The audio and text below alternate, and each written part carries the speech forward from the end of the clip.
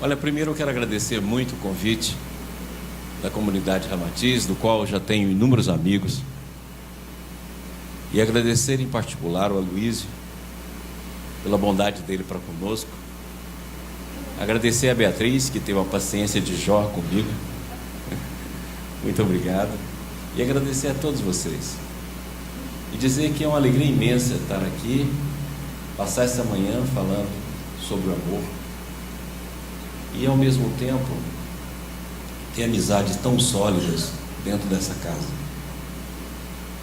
E é uma alegria imensa participar, direto ou indiretamente, de todos os esforços de vocês.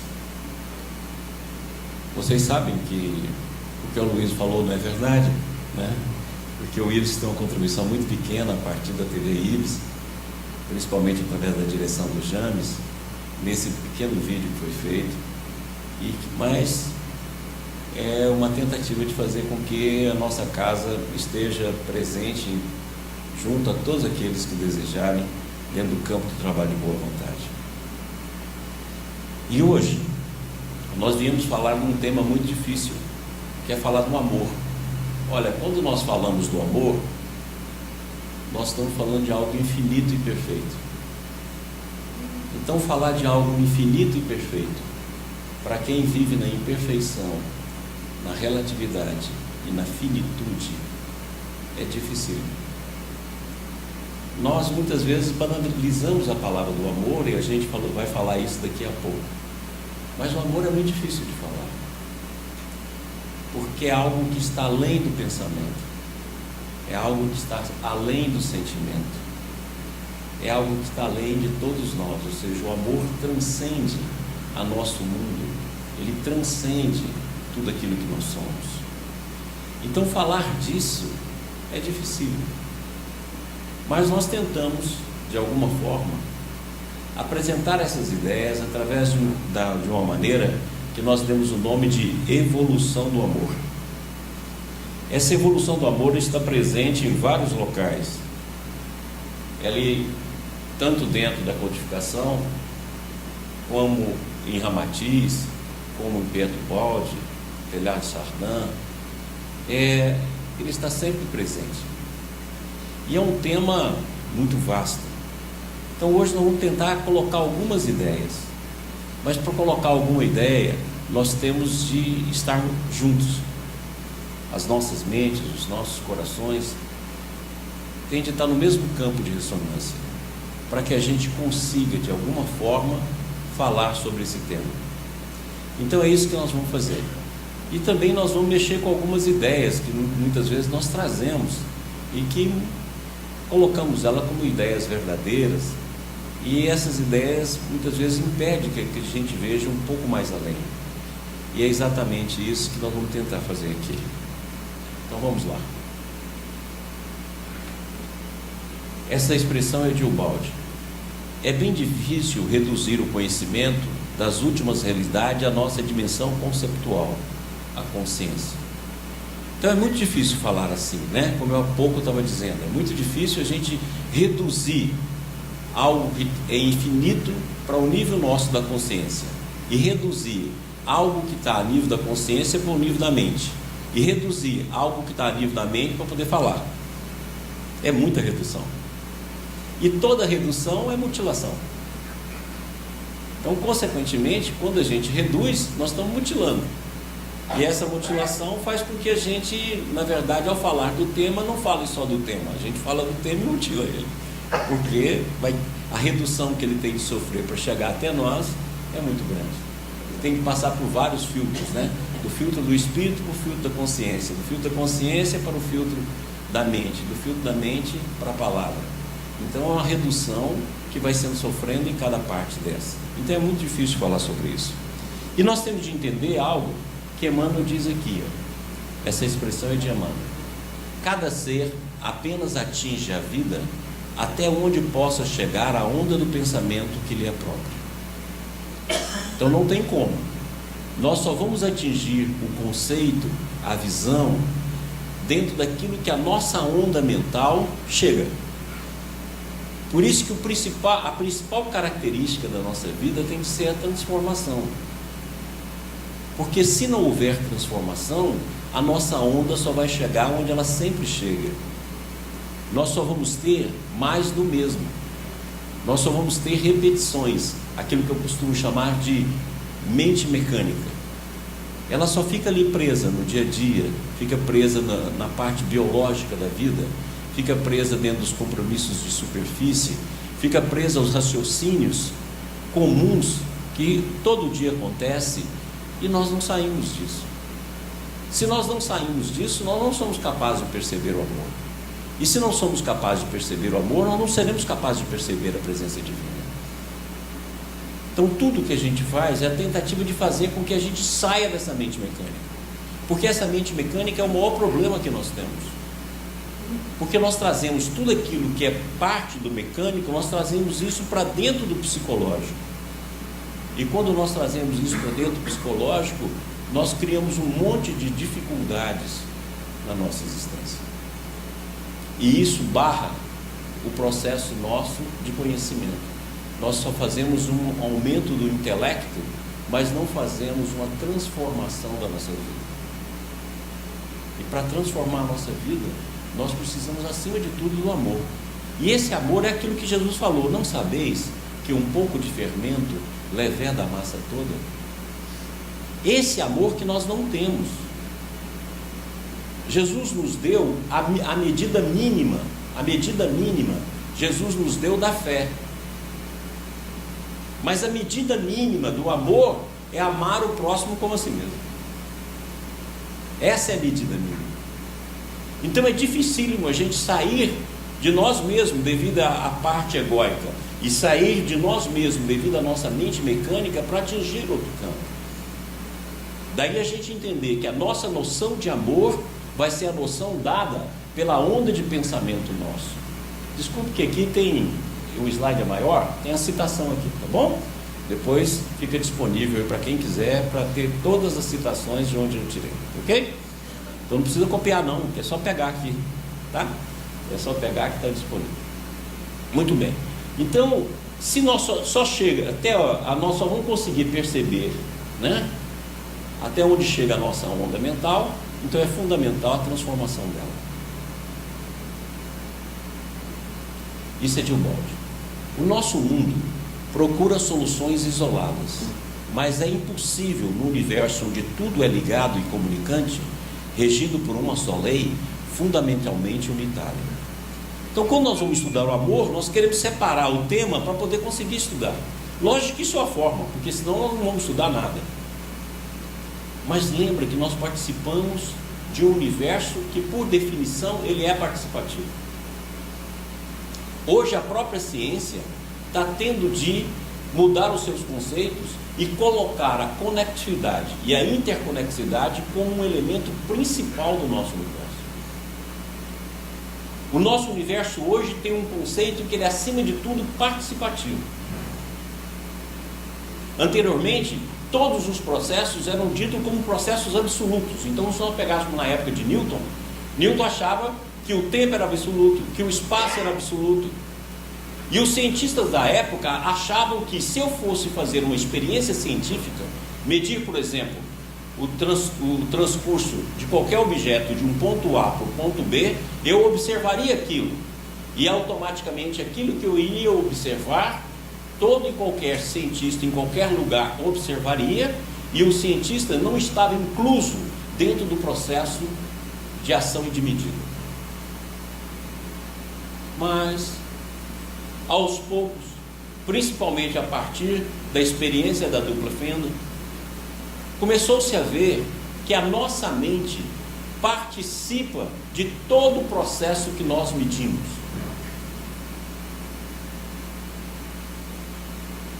Em outras palavras, o cientista não mede um fenômeno que é indiferente a ele. O cientista mede um fenômeno do qual ele participa. E isso é muito importante a gente entender. Ou seja, em qualquer coisa que nós participamos, nós mudamos aquilo que nós estamos participando. E foi através de uma experiência banal. Isso no final do século XIX. Alguém resolveu pegar duas fendas, colocar a fenda aqui com um buraco, tá bom? Buracão aqui e outro buraco aqui. E resolveu colocar um feixe de luz passando por esse buraco.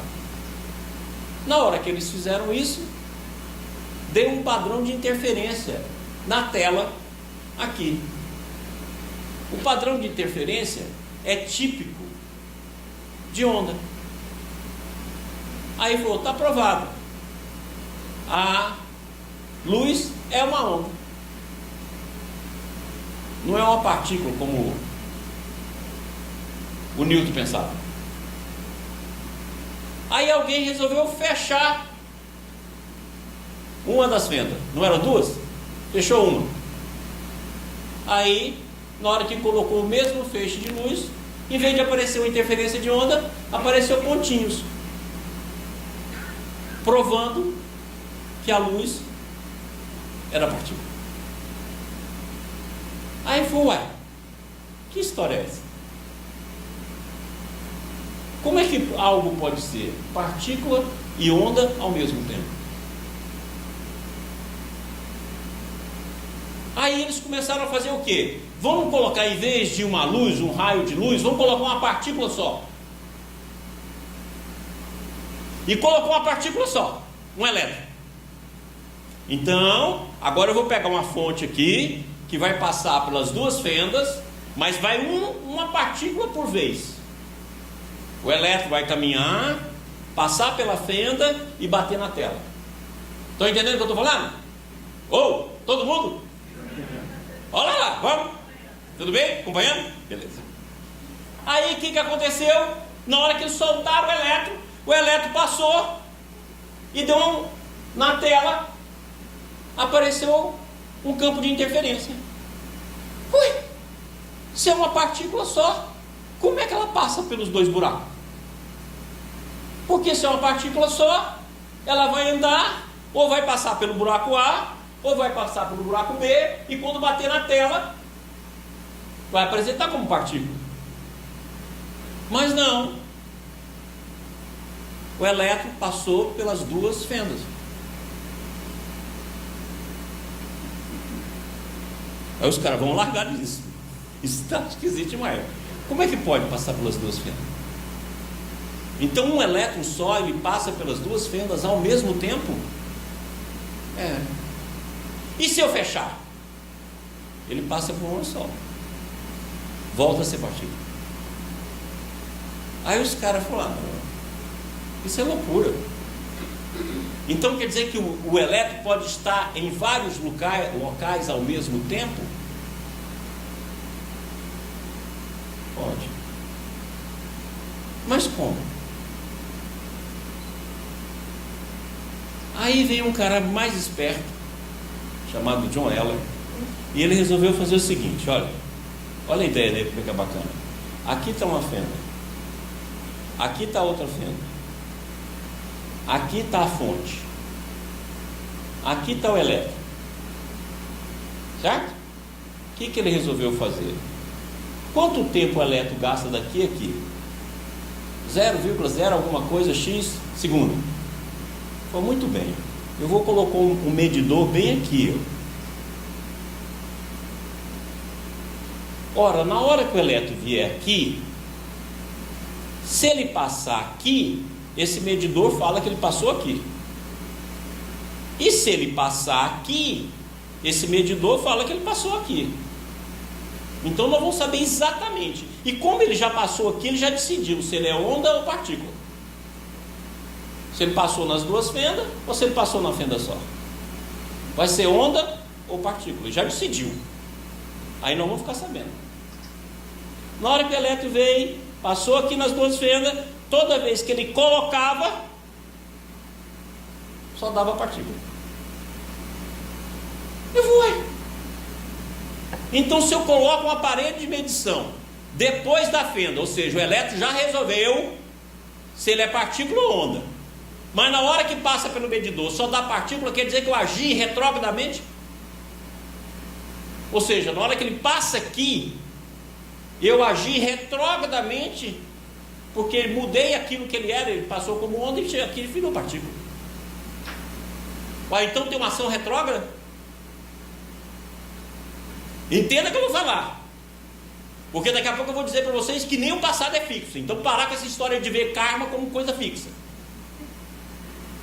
Karma é um fluxo, e a gente olha o karma como um peso passado, está lá parado. Na minha reencarnação passada, e você acha que vai carregar aquele karma. Não tem karma fixo, não tem passado. Se vocês saírem dessa palestra aqui maluco, eu consegui o que eu quero, tá bom? Eu quero que vocês saiam daqui maluco. Esquecer esse negócio, porque o karma é um fluxo, e esse fluxo fala assim: faz de novo, meu filho.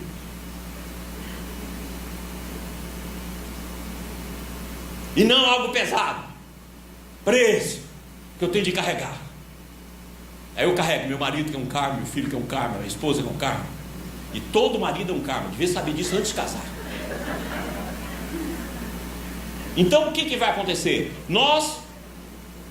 Aí ele falou assim: então fazer uma retrógrada. Aí teve um cara mais inteligente ainda, isso eles não contam, faz experiência nos trabalhos e esconde. O cara falou assim: e se eu pensar?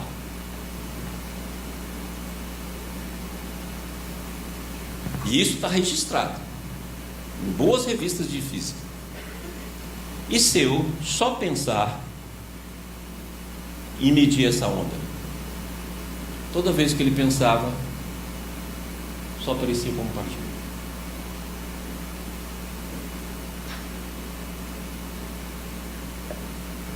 Aí começou a surgir o primeiro conceito. Para que eu possa agora entender o mundo, a consciência tem de fazer parte do mundo. Mas como é que a física vai definir consciência se não é a área dela? Aí eles criaram um bordão que é muito interessante, que é o seguinte: joga debaixo da consciência, debaixo do tapete e continua calculando. Então na hora que pergunta, fala assim: o que acontece com a consciência no experimento da dupla fenda? Muitos físicos falam assim: cala a boca e calcula. Ou seja, não vamos discutir o assunto, mas o assunto está aí. Agora, se tudo no universo ele é participativo, se tudo no universo nós participamos, você entendeu que toda a nossa participação tem peso? E que nós podemos tanto mudar o futuro como mudar o passado? Porque existe uma onda retrógrada que muda também o passado, e que nada é fixo. Aí você fala assim: não, mas a gente vê o passado fixo, que a gente já tem um monte de espírito que repete lá: ele me vingou, ele me matou, ele me fez isso, ele me fritou. Então onde que o passado fica congelado? Na mágoa, na vingança. Então quem congela o passado é o orgulho.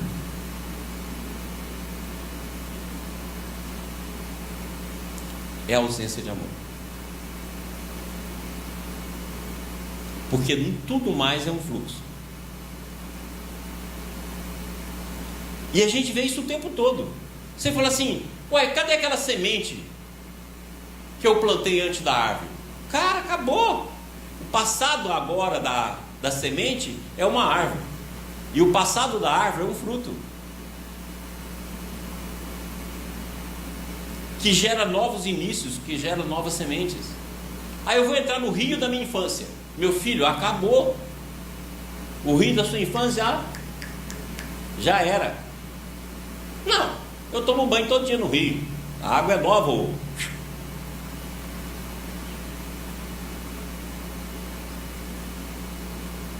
Então olha como é que muda. E a mudança é tão importante que hoje em dia a física acha que não tem um objeto parado. Está olhando a cadeira que você está sentado? O prédio que você está vendo? Está andando. Nada é fixo. Até os objetos, eles estão em movimento. Os átomos não é só o movimento dos átomos, eles também fazem pequenos movimentos que hoje conseguem medir. Então nós estamos no universo participativo. Se nós estamos no universo participativo, a nossa participação inclui ações que mudam o aspecto do que nós estamos vendo ou estamos percebendo.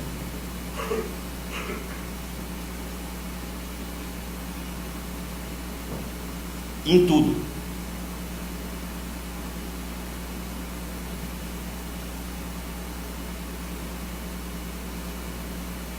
E outra coisa que é interessantíssima, nós podemos estar em vários locais ao mesmo tempo. E isso é verdade, porque a consciência está em vários locais ao mesmo tempo. Daqui a um tempo, nós vamos mudar todos os nossos conceitos de mediunidade. Esse conceito, eu vou viajar, fazer uma viagem astral, esquece. Eu falei que vocês vão sair confusos daqui. Por quê? Porque daqui a uns tempos nós vamos perceber que a nossa consciência já está lá. Eu só preciso tomar consciência de. E que o movimento do corpo astral, o movimento do corpo mental, o movimento do corpo físico é apenas o condicionamento que nós encontramos com a nossa mente.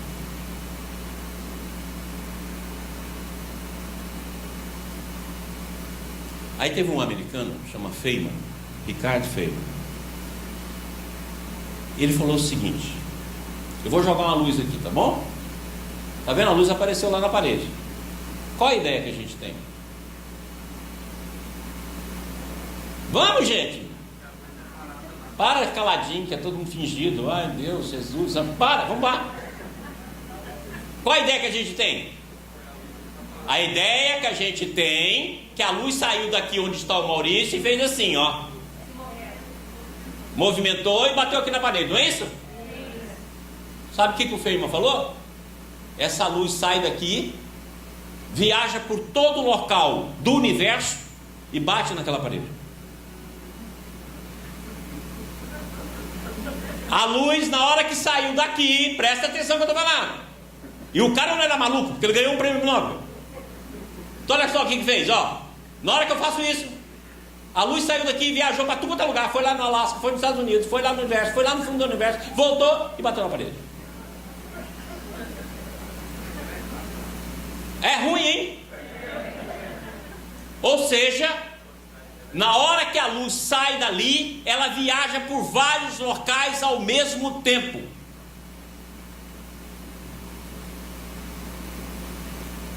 Para depois chegar na parede. E aí o que aconteceu? Os caras falaram assim, mas cara, e aí? Então quer dizer que agora a física bateu com o infinito? O Baldo tem uma frase maravilhosa. Fala assim, o homem vive com necessidades e cercado de infinitos por todos os lados. Exatamente isso. Aí eles chegaram no infinito. Chegou no infinito. E agora? Como é que a gente faz? Aí o Feynman bolou uma maneira que chama normalização, que ele pegou isso aqui, ó, e falou que realmente dá lá, porque esse é o caminho mais correto, mais fácil de chegar. Mas anulou, criou caminhos negativos e positivos, anulou para ficar o caminho que a gente quer. Aí o cara perguntou para ele, Feynman, por que você ganhou o prêmio Nobel?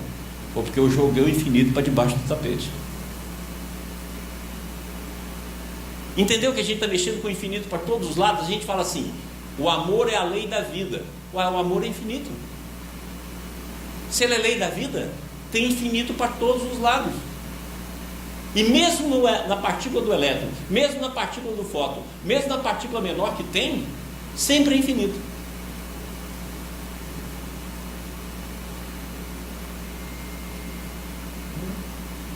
Então você entendeu que antes de você tomar uma decisão pelo seu livre-arbítrio, você visita o infinito.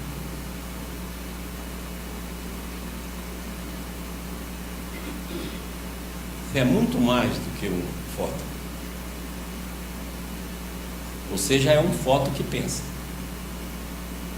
na escala evolutiva.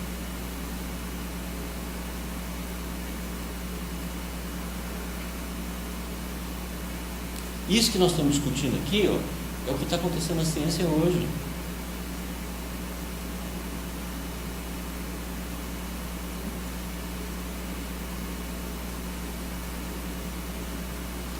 O Baldi tem um ensino no livro A Grande Síntese, que ele fala assim: o cientista vai entender que para ele descobrir o que tem um fenômeno, ele vai ter de amar o fenômeno.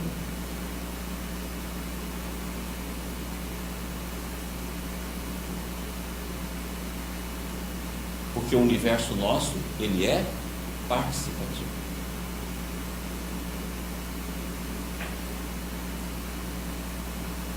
Ok? Hein, povo do Yudo? Tudo bem? Então vamos lá, continuemos.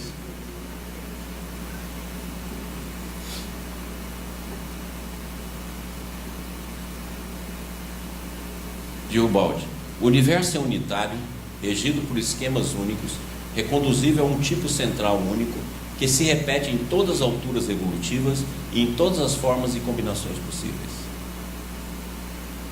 Então o universo tem uma lei única, que é a lei de amor. Tem um princípio único, que é a unidade. E nas várias dimensões eles repetem a mesma lei. Olha que interessante. Emmanuel fala assim: amor entre os átomos, entre os globos, entre os diferentes globos, o amor é gravidade. E entre os seres é afeto.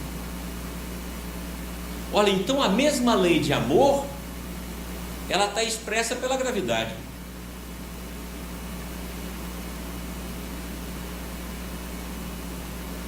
Existem 4 forças, segundo a ciência, que regem a nossa vida. Antigamente a gente falava as 4 forças, qual que é que a gente falava? A gente fala isso muito também no campo do conhecimento, né? É terra, ar, fogo, água. É assim que a gente fala? Os antigos não falavam assim? Olha, existem 4 forças, né? A força é terra, água, ar e fogo. Aí Aristóteles falou assim: não, tem mais uma, que é o éter, que é a quinta essência.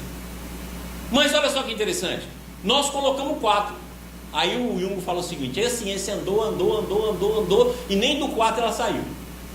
Aí a ciência virou e falou assim: olha, tem 4 forças que regem a natureza: a gravidade, a força eletromagnética, a força fraca e a força forte. Agora olha que interessante: terra, gravidade, porque é a massa que vai gerar a força da gravidade. Fogo, eletromagnético. Ar, força fraca que irradia. Água, força forte, que é o próprio elétrico que mantém a água coesa. Então, ou seja, nós andamos e os conceitos nem do 4 saiu. São as mesmas 4 forças. E o que Emmanuel diz? Essas 4 forças, a nível aqui embaixo da nossa realidade material, é a força do amor revestida por gravidade. Por que eu estou falando revestida por gravidade?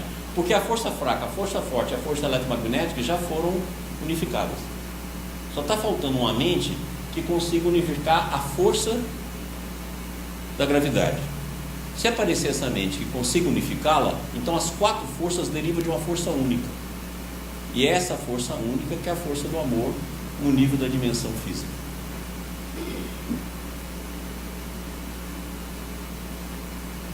Então é a mesma lei. Agora olha só que interessante: se a força da gravidade é a força do amor, quais são as 2 características principais do amor? Vamos, gente, eu estou achando vocês calados demais. Vamos. Quais as 2 características principais? Qual é as 2 características principais do amor? Coitado dessa câmera, hein? Qual é?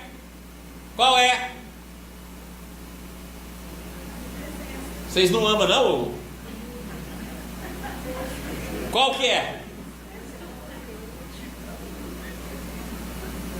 Atração e expansão, não é? Não é atração e expansão? O que Jesus falou sobre amor em relação à atração? O que ele falou? Ô gente, para de fingir. O que Jesus falou? Diz. Ele vai lá: vinde a mim vós que sofreis e estáis sobrecarregados. Vinde. Eu atraio. E o que ele falou da expansão? Oh, aprendei comigo, que sou manso e humilde de coração.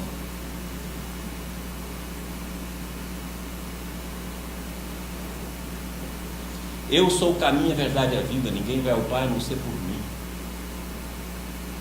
Por quê? Porque se Jesus é o caminho, a verdade e a vida, Ele é o amor. Ninguém vai ao Pai a não ser pelo amor.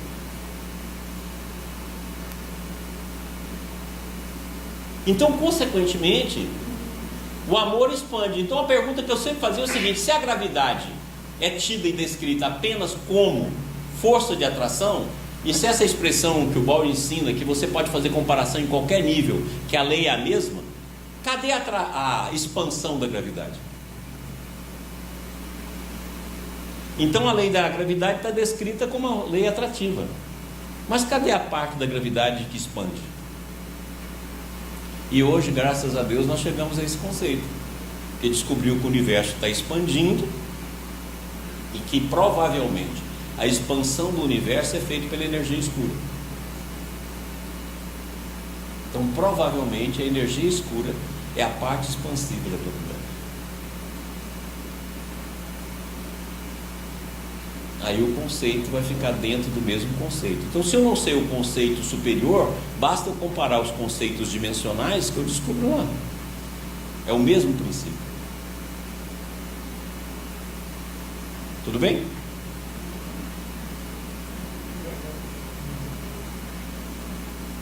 Isso aqui é de Emmanuel. Reconhecido o axioma de que o universo obedece a uma lei de unidade, somos obrigados a reconhecer que o que se encontra no todo existe igualmente na parte. Gente, olha que bacana, Heráclito falou isso lá na Grécia Antiga.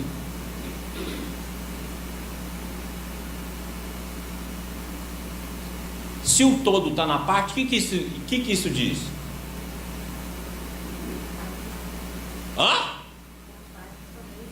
Não, a parte está no todo. Agora, e o todo está na parte? O que significa isso? Não finge não, gente.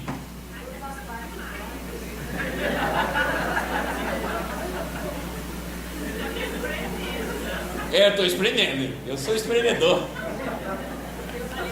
Se é uma coisa que eu faço, só vocês fazer isso. Gente, o que significa isso? Não, isso é tranquilo. A parte é a parte do todo. Agora, o que fala que o todo está na parte? E aí? Não adianta você separar todas as partes em partes. Como é que é? Não adianta você separar as partes. Todas as partes não são iguais. Iguais? Não. Iguais está errado. Nós somos únicos. Filhos unigênitos do Pai. Único da sua espécie. Esquece o que você falou. Se o todo está na parte, você entendeu que o universo inteiro está dentro de nós e cada pessoa está dentro de nós? Você viu que você não pode separar nem da sogra? Não tem jeito. Nem da sogra. Ou seja, todas as pessoas estão dentro de você. Aqui que é a constelação familiar que vocês fazem. É a primeira descoberta do movimento coletivo a partir da família que nós estamos incluídos. Amanhã nós vamos poder fazer constelação de grupos sociais. Podemos fazer constelação do Ramatiz. Podemos fazer constelação amanhã da unidade. Porque é só uma questão de aumentar o campo. O que o Bert Hellinger descobriu é essa frase de Heráclito. Olha, o todo está na parte e a parte está no todo. Se o todo está na parte, a família inteira está dentro de nós e pode constelar dentro de nós. E a força maior de constelação vai ser aquele que foi excluído. E todos nós vamos ser representantes dessa força, um mais ou menos pela própria tendência que tem dentro de ti. Entendeu o que é constelação familiar?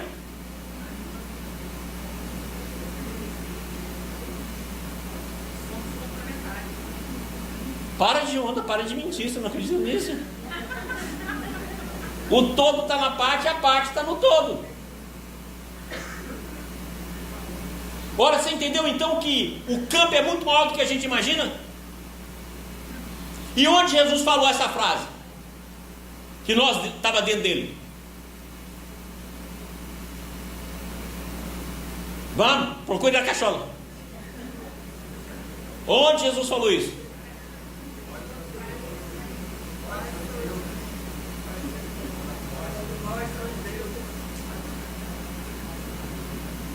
Onde Jesus falou? Lembra que Jesus falou assim: ô raça incrédula e perversa, até quando me farei sofrer?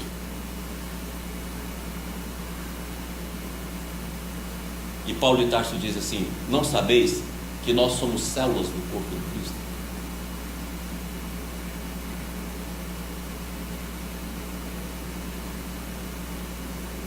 Nós somos células do corpo de Cristo.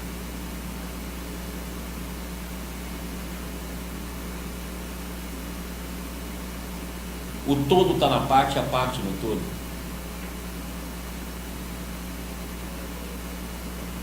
E somos a célula que inferniza.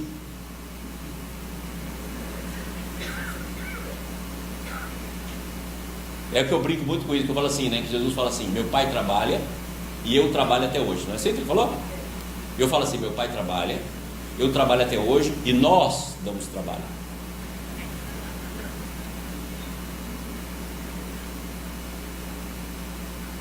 Então entendeu que se o todo está na parte, e qual foi o instrumento que a ciência descobriu isso aqui? Foi o holograma. Só olha só que bacana. Você faz um jogo de espelhos e coloca um raio laser. Está aqui um raio laser. De maneira que esse jogo de espelho dá condução a um raio e a outro raio ele divide. E incide. Vamos colocar o exemplo comum, vamos colocar essa taça aqui. Um raio vai por aqui, passa pelo espelho e incide aqui. Outro raio é dividido por um divisor de feixes e bate aqui e aqui. Na hora que os raios se encontram aqui, batendo na coisa, eu tenho uma interferência provocada pelos diferentes raios. Aí eu fui lá, peguei um filme que não é esse filme comum da antiga fotografia, e bati uma foto e coloquei na fotografia. Agora essa fotografia tem uma coisa muito interessante.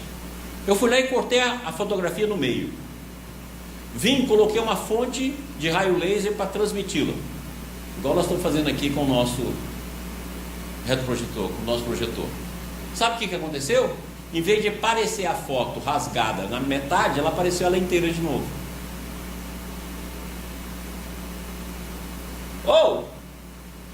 Deu para entender?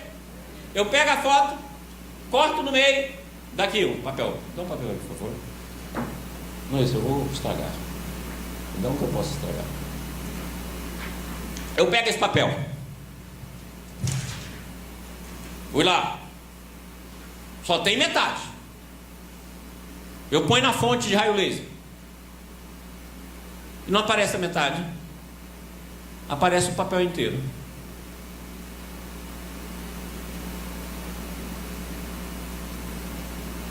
Aí o cara falou assim: não, esse é piada de novo.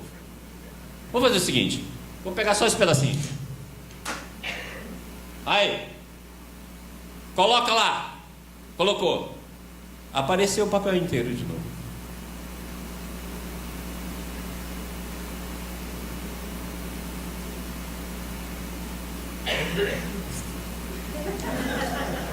Coloca lá.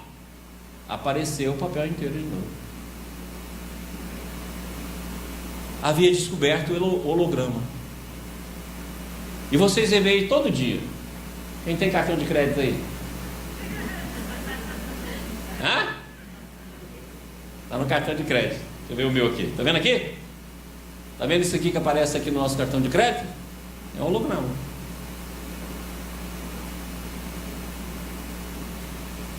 E se você ficar em torno do holograma, você vê ele todo. Não vê só a parte que você está atrás.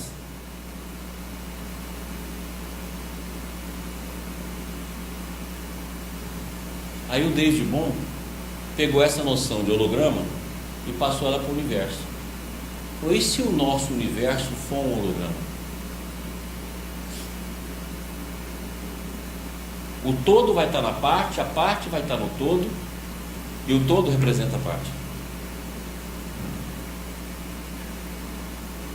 E hoje é uma das principais teorias sobre o universo holográfico. Gente, então presta atenção.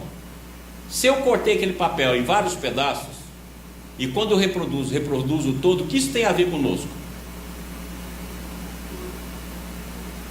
Que o ego é apenas um fragmento, mas o todo está em nós o tempo todo.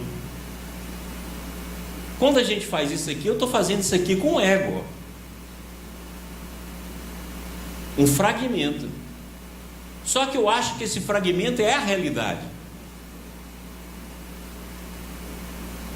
Mas isso é um fragmento.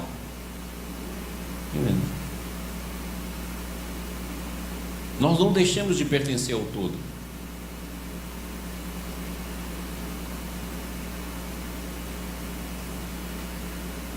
Por isso que eu posso falar em Atma, posso falar em eu superior. Porque isso aqui é apenas um fragmento transitório da maneira de eu ver o mundo.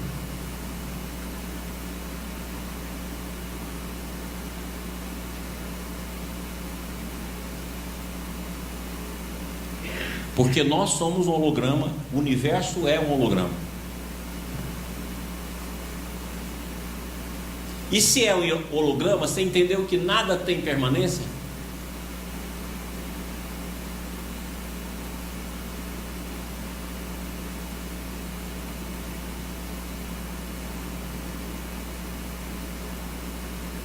E se você atua no meio, você entendeu que o universo que você vê é o universo que você pensa?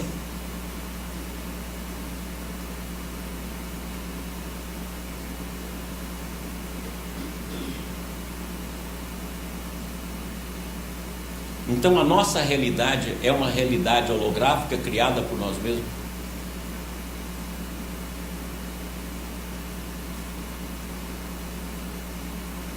Eu costumo brincar que eu falo o seguinte, que a realidade que você vê é essa realidade aqui, ó. Certinho? Aqui, ó. Você chama isso aqui de realidade. Ai meu Deus, realidade é isso aqui, ó. Tá vendo? Mas ela está aqui, lindamente.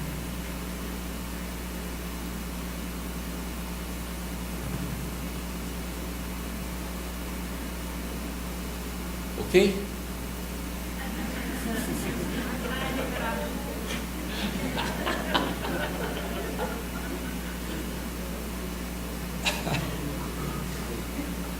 Continuamos.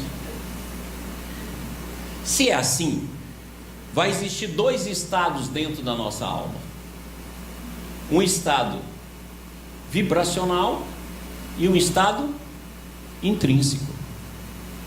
O estado vibracional que a gente está descobrindo e vivendo hoje. Até o pensamento nós já colocamos como uma vibração.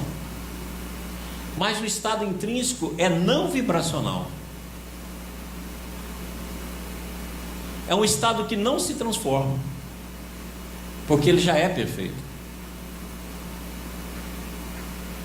Que Jesus chamou de reino de Deus. O reino de Deus está dentro de vocês. Ou seja, o mundo intrínseco. Esse mundo intrínseco é não vibracional. Quando a gente fala assim, pensamento de Deus, vontade de Deus, a gente está usando uma visão antropomórfica, porque Deus não pode ter pensamento, o pensamento dele não se desloca do ponto A para o ponto B, porque ele é onisciente. Se ele é onisciente, ele não vibra.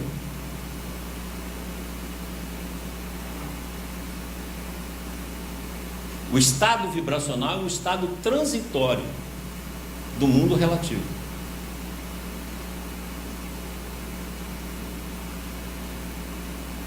Ele é intrínseco.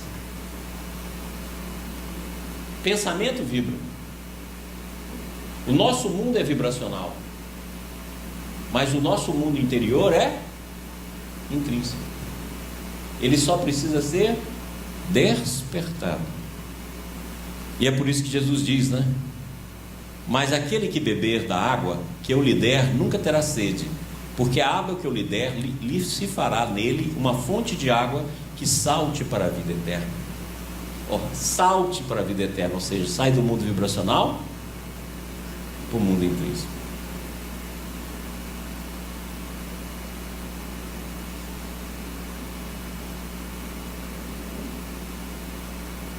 Isso aí ele falou para a samaritana.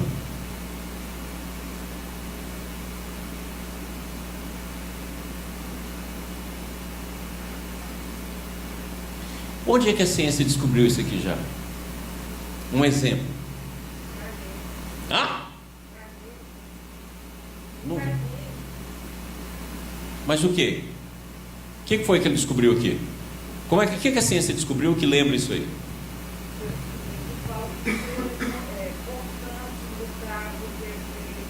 Sim.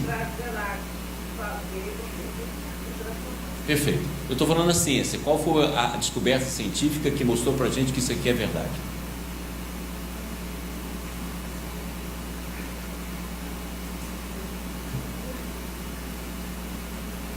Vocês dois podem vir cá me ajudar?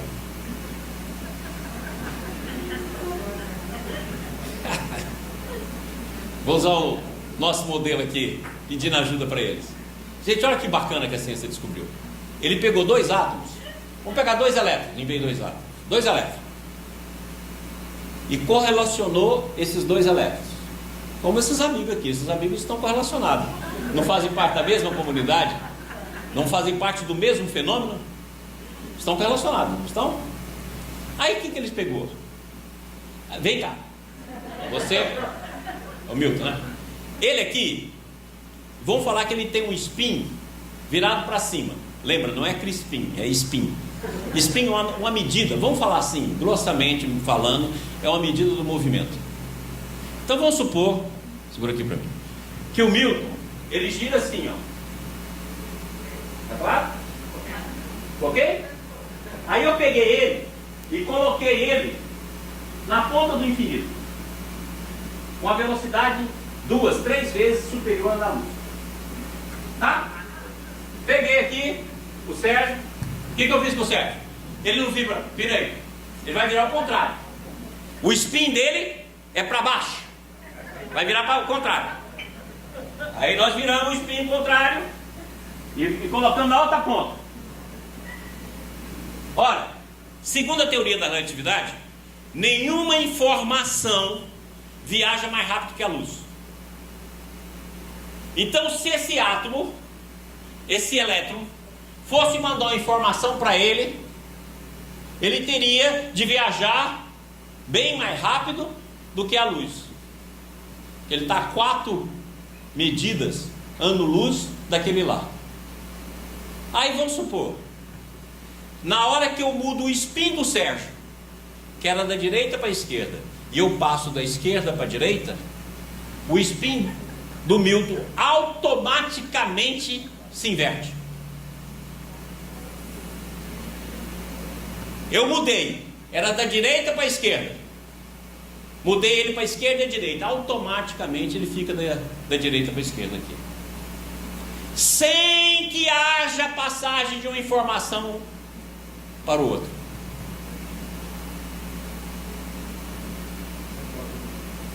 Não, porque a troca de energia é na velocidade da luz.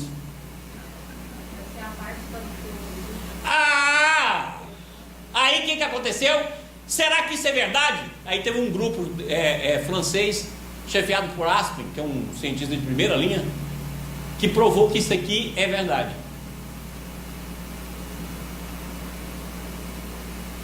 Ou seja, existe um trabalho, e aí eles criaram uma expressão para falar isso, que é emaranhado quântico. O que é emaranhado quântico? Duas partículas que participam do mesmo fenômeno, quando isolada, qualquer propriedade que ela mudar, essa daqui muda para a propriedade complementar.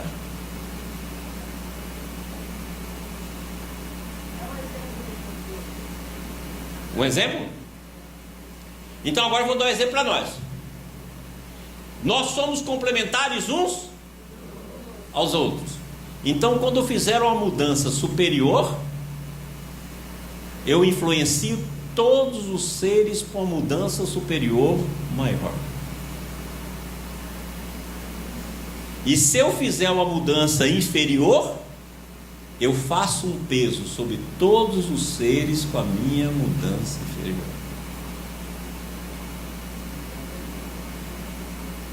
Por isso que Jesus foi tão bacana nisso.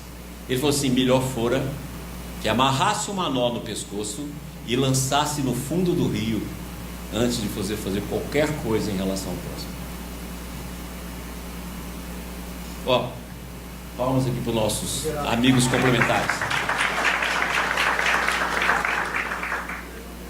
O estado intrínseco, ele tem hoje no emaranhado quântico a sua parte mais importante de demonstração física. O estado, a menor porção do estado intrínseco é exatamente o emaranhado quântico. Está dentro de nós e não depende de nada, está pronto. Por isso que Jesus disse: vós sois Deus. Estado intrínseco. Mas nós estamos nessa aqui, ó, vibracional. Por isso que tudo é vibracional.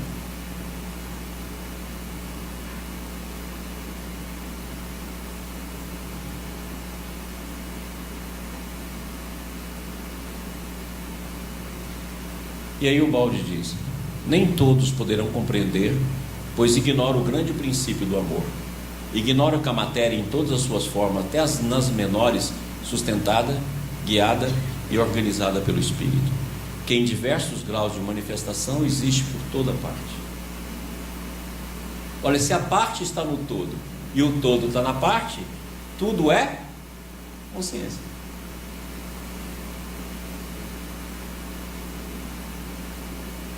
É por isso que Leon Denis disse tão bem: o espírito dorme na pedra, sonha no vegetal, agita no animal, acorda no homem.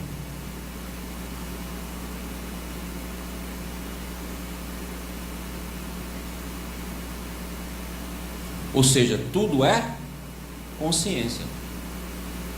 E tudo tem vida. E lá Prigogine é um cientista que ganhou o Prêmio Nobel de Química. Ele tem uma frase maravilhosa. Ele fala assim: dizem que o mundo inorgânico que gera o orgânico.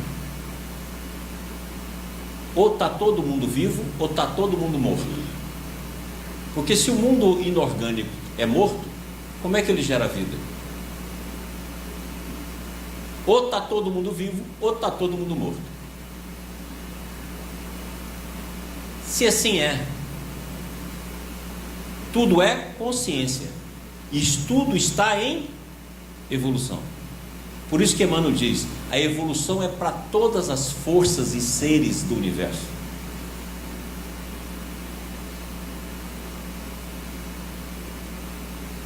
E aí está lá no livro Nosso Lar, no livro Missionários da Luz: as nossas células são irmãos nossos em evolução.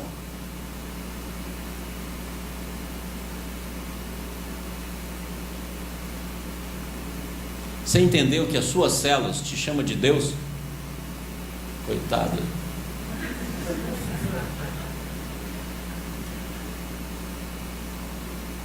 A parte no todo, o todo na parte. Você é responsável por milhões de seres que são regidos pelo seu pensamento.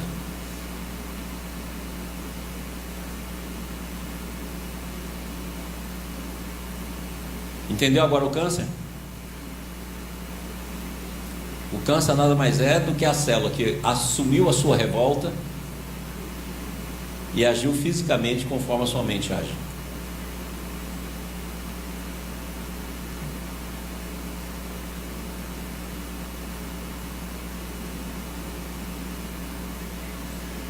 Aí eu costumo, por causa disso, eu costumo falar o seguinte: diga-me o que sente, o que pensas, que eu dir-te-ei com a doença que terás.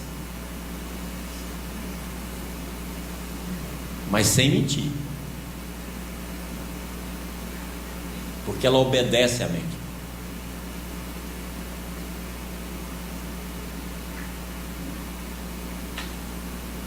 Deu para entender? Meu tempo acabou, meu amor. 5 minutos? Tá bom. Então vamos mais um slide aqui nesses 5 minutos, tá bom? Vamos lá. Agora olha que bacana. Olha esse slide como ele é bacana.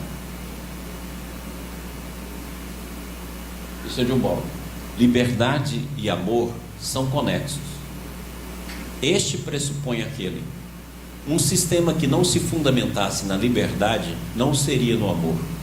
Não seria no amor. Os princípios que regem o universo são estreitamente correlacionados. Todos eles se podem reduzir a um só, do qual todos estes derivam: o amor. Olha, a gente quando ama, a gente quer que os seres que nós amamos sejam igual uns robozinhos.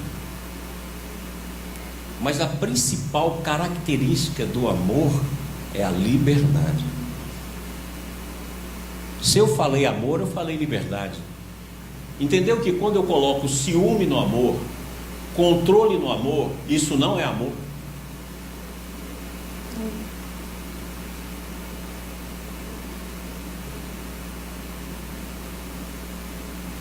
Não é amor.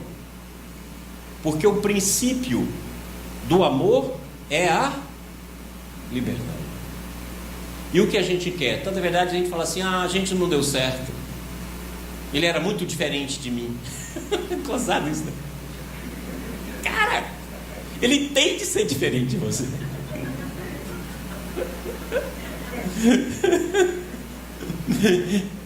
Tem de ser diferente. Totalmente diferente.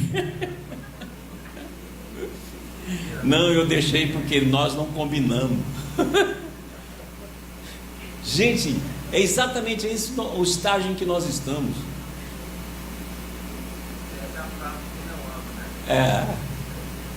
E é a frase que a gente usa.